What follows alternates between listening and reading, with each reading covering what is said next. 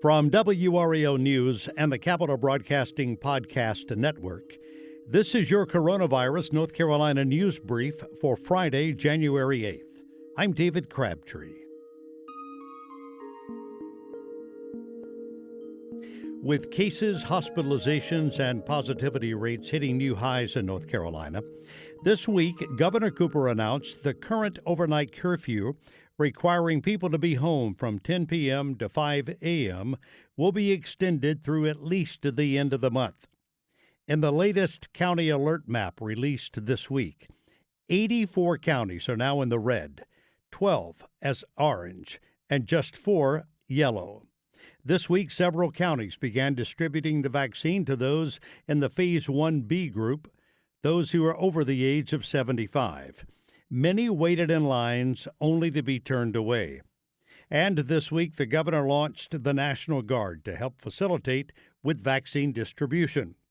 Former FDA director and current Duke Health policy expert Dr. Mark McClellan anticipates more states to take similar steps to help facilitate distribution.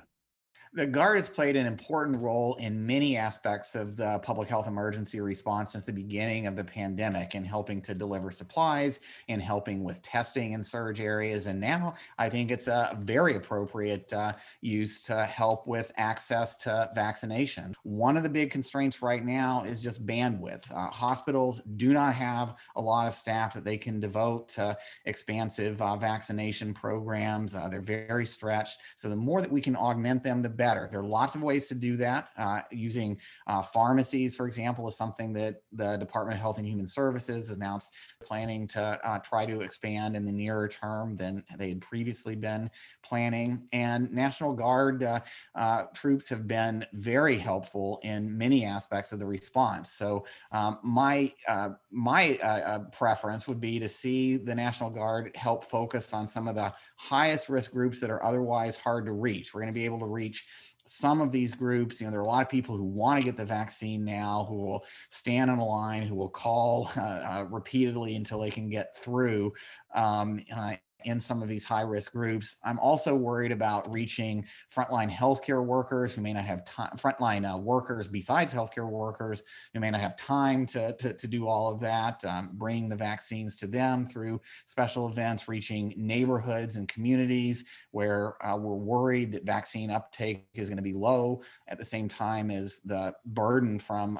COVID has continued to be high. So lower income neighborhoods, neighborhoods with high rates of minority or immigrant populations.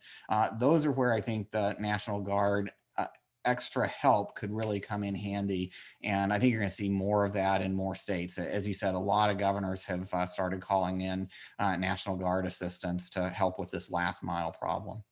UNC Health Southeastern in Lumberton reached maximum capacity on Wednesday, urging patients to seek alternative health clinics if possible. For the North Carolina Coronavirus Podcast News Brief, I'm David Crabtree.